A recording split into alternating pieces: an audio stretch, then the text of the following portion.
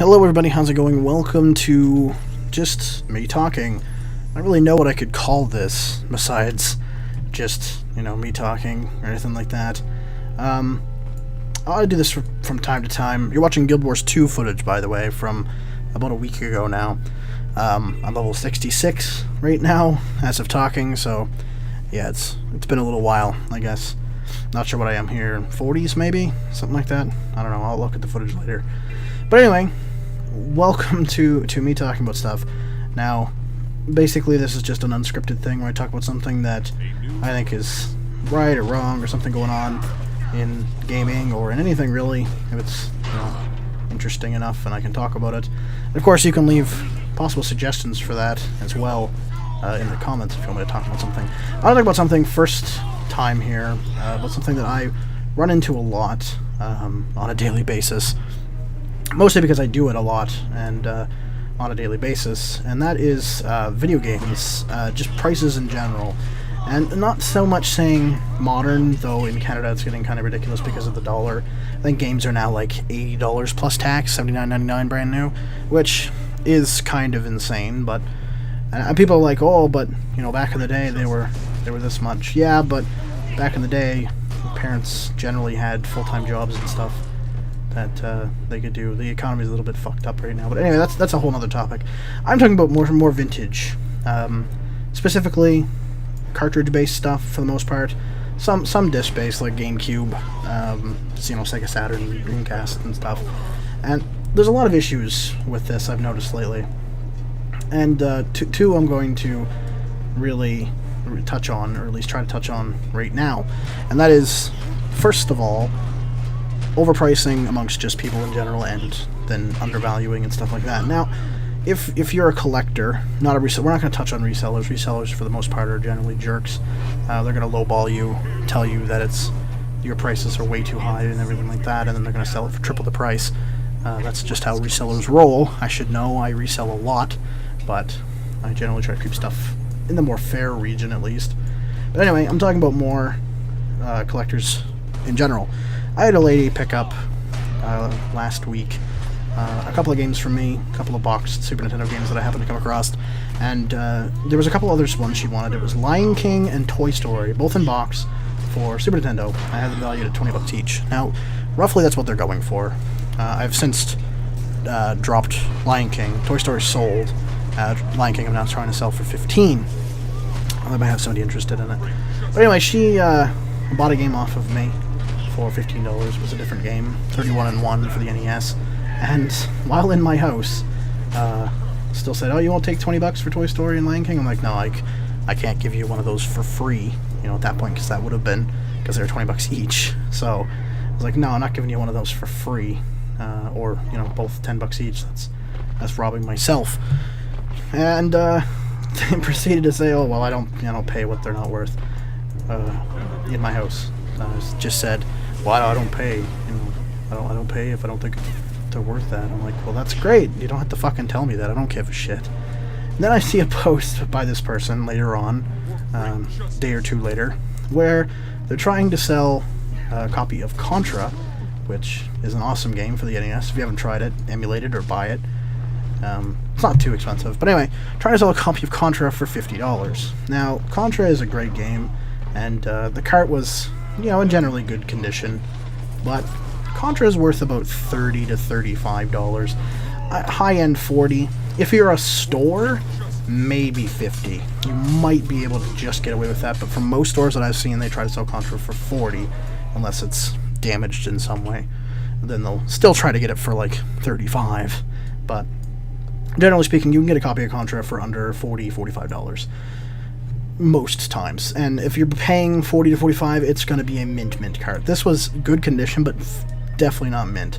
There were a little bit of markings on the cart that had to be taken off. The pins looked fairly dirty, but anyway. So I'm thinking, wow, that's kind of hypocritical.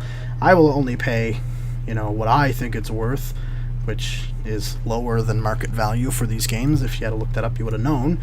And then goes and sells something for way higher. I see this happen a lot, and I'm getting really tired of it, because it's just collectors ripping off collectors, trying to make as much money as absolutely possible from the vintage gaming market right now, because it's in a massive boom. There are games that cost thousands of dollars. If you want to complete like an NES collection, it's going to cost you somewhere around $15,000. I know, I've seen one, and a friend of mine actually has a complete, at least the license set of NES games. That's just licensed, it's $15,000, by the way. If you want all of the unlicensed and stuff like the World Championships, it's probably going to cost you somewhere around $40,000. Because like World Championships is ridiculously expensive. Hell, stadium events went for like 10 grand not too long ago. So there you go. That's almost the whole collection there. So I'm getting really tired of this for a couple of reasons. One, because it's just ripping off collectors. There's no reason for it. Sell it for what it's worth. If you overpaid for it, tough titties. As far as I know, they still haven't sold that Contra. And it just, you know, if you pay too much for it, tough. I had somebody message me the other day that paid $60 for Mario 64, and I was like, I'm not paying that. Like, well, I'm trying to get what I paid for. That's obviously what it's worth. Arguing with me for about 10 minutes, saying this is what it's worth.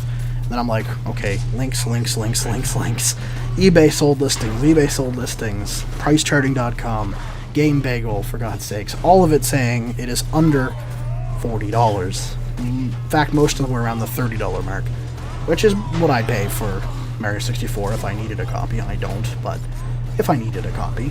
Now, another reason this is bad is the whole, if you're into retro gaming at all, you've heard about the imminent video game crash that's going to come. I don't think that's going to come now. I think it's going to come in the next couple of years, though. Especially, and this isn't helping. Overpricing games makes value go up. That's just going to happen. A bunch of people are going to see you with your Contra for $50. You're probably eventually going to sell it to some poor sod. They're going to be like, wow, I can get $50 for Contra 2, and they're going to put it up for $50. Again, some poor dumbass is going to actually pay that, and eventually the price will rise. Now, every time the price rises, more people can't technically afford it, and the more and more people that can't afford it, the less and less people there are to buy it. Now, eventually, you're going to be sitting on a mound of NES games that are worth, you know, technically hundreds of dollars, but per game. But nobody's going to be buying them because nobody can afford to pay $100 for Contra or $80 for Zelda or something like that. And nobody wants to pay that because it's not worth it, especially in a world of emulators and, you know, the Wii U eShop and the 3DS eShop. So it's just a bad practice, I think. And I think it's going to ultimately lead to a crash. In the next, I'd say 5 years future, you'll see a crash. Things aren't too expensive yet, although I see in parts that they are, and I'll get to that in a minute. So, yeah, if you're a collector, you have some stuff, you want to sell it because you want to look up the values, try to price it as fair as possible so that the best bang for everybody's buck is met. Because it's going to help you, it's going to help whoever gets it. You know, you might even make a friend out of it. You never know. So, don't be an asshole, and definitely don't be a hypocrite like this person trying to say that $20 or even $15, they wouldn't pay $15 for a box copy of Lion King for Super Nintendo, and then selling Contra for $50, which is grossly overpriced. Hell, there was somebody else trying to sell even more shit for more, and it's just ridiculous. There's a certain amount that I'd pay for every game that I have, and that's it. And if that starts to exceed that by a lot, then I'm just going to stop searching for the game. I've done that with a couple of games already. Earthbound is one of them. I'm not paying $200 for Earthbound when you can get it on the eShop for like $9. I pretty well capped it at when it was at $160, and that's it. I'm not going to buy it for more than that because I think that's just too much for a cart that is generally fairly common. You can search it on eBay and you'll probably get 20 results. So, yeah. Next thing is something I noticed, at least here. Stores. Gaming stores.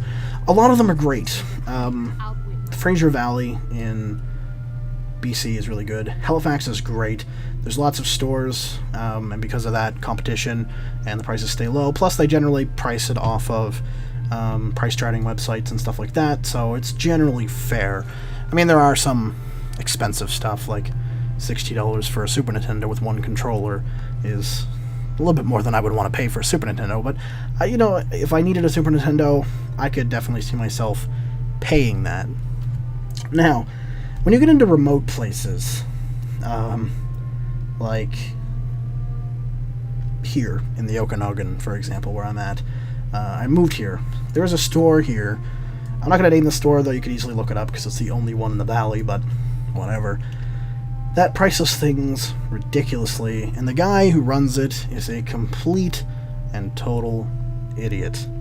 Now, I don't consider myself some sort of pricing god, but pricing stuff is not that hard, and looking up items is also not that hard. I went into the store, expecting that it's a store, it's going to be a bit higher than generally what I want to pay, unless it's something I really, really want, and was completely blown away. They had PlayStation 2s for $100, pretty much all their systems were $100, their DSs were grossly overpriced, because who wants a DSi anymore? You know, I'm not going to pay $80 for a DSi. It was kind of ridiculous. A lot of his games were very, very overpriced. $80 for A Link to the Past for SNES, for example, when I've seen that for $40 all over the place. Hell, I've seen it for $30 recently. I'll get one with a not that great label for, you know, $25 to $30 if I really want to. Stuff like that. And then I asked the guy questions, and this is what really got me. Overpricing, I understand. You're a store, you have overhead. I mean, I think that's a little bit high for your fucking overhead, but whatever. Now, there's a game called Snow Brothers for the Nintendo Entertainment System. Look it up right now if you want to. Its value is somewhere around $200 to $225 currently. Mint copies can go for, you know, the $225-ish range, if you're lucky. But you're generally not going to get less than $200 for this game. It's rare, it's sought after. You know, I had a copy, I sold it very quickly. Now, this guy, I asked him, just out of curiosity's sake, because I still had the cartridge at this point, I asked him how much he would pay for Snow Brothers. Now, my experience, most stores pay somewhere in the vicinity of, at the very lowest I've seen, 35 to 40%, and the highest I've seen is 60% of value.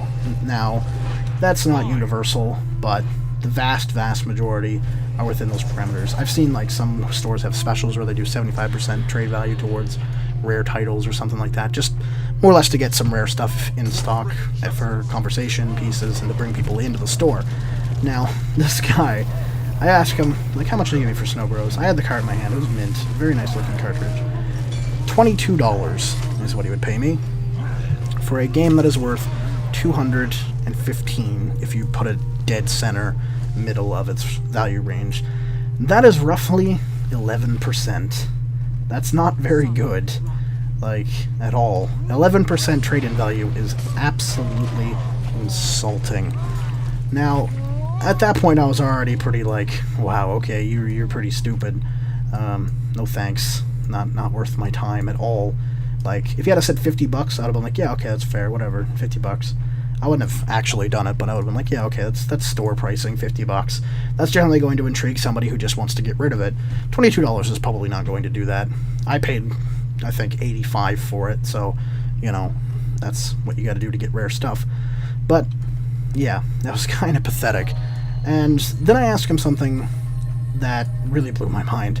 This is a guy who, during this next conversation, which I'm going to tell you about, says he has 10 years experience in whatever. He just said 10 years experience. I assume in the video game trade, though I've talked to people who actually know what happened and how he got the store, and it hasn't been 10 years, it's been like 3. But either way, he just got lucky, bought out a guy's collection, and had enough to start a store with it. But, which is how most retro stores start. Somebody buys a collection for cheap, then starts their own store, trade-ins happen, and then you end up having a store. But anyway, I asked him about stadium events, NTSC card for the Nintendo Entertainment System.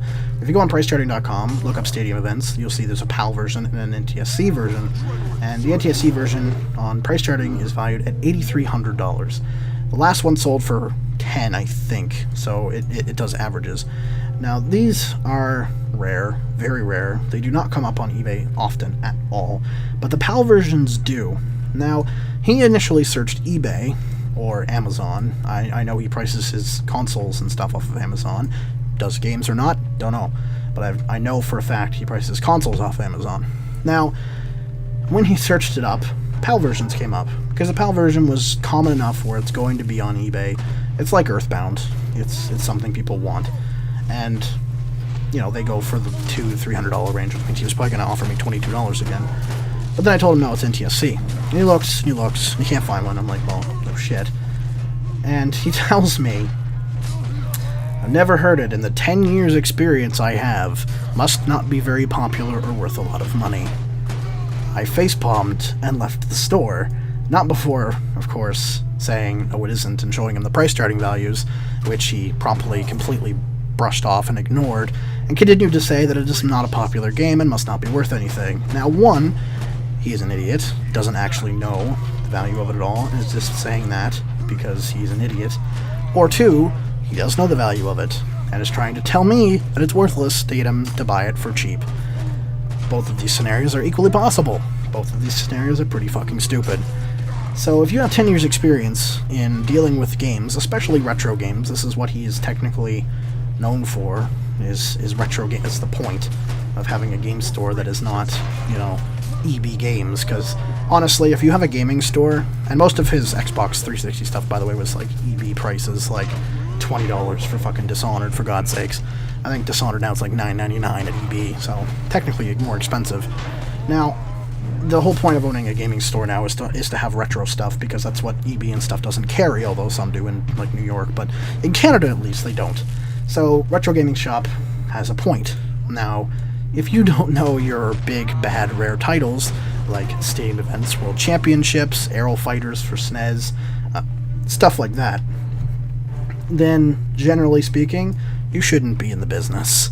And I rated him 1 star on Facebook for being a dumbass, and then he attacks me, as well as multiple of my friends who also gave him 1 star because they also think he's an idiot. And his customer service is definitely lacking. But it was pretty pathetic. Any store that does stuff like that prices their PS2s for $100, or if you're watching this video and own a video game store and don't know what Stadium Events NTSC version is, one, look it up, then you should probably not own a gaming store and should probably sell it off to somebody who actually knows what the fuck they're doing, because you're probably just going to run yourself into the ground. And if you're like, well, I've been fine for the past, 2 years, eventually gamers are going to catch on, you're going to lose your clientele, and you're going to go into the toilet. Everybody that I've talked to here refuses to shop at the place besides the odd sale that he has on, because then they come down to almost market value, or at least close enough where if you want a title bad enough, you're going to buy it. Then you're probably going to go into business. Sorry to say. Either way, I think it was a ripoff. And I think this whole retro gaming thing is starting to get on my nerves immensely. People are tearing themselves completely apart, tearing others apart, and bankrupting themselves trying to find these video games that they played in their youth when you could just emulate it for free, for one. So, even from a reseller standpoint, it's really getting tiring. People are really, really, really stupid. You get the people that aren't and generally try to price stuff as fair as possible, but it's generally getting pretty bad. So, whatever. Good luck to you.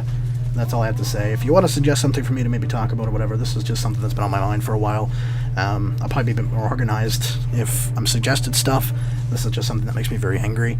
Then feel free to, and I'd appreciate it. And have a good night, have a good day, have a good evening, whatever it is. I'll see you next time. Peace.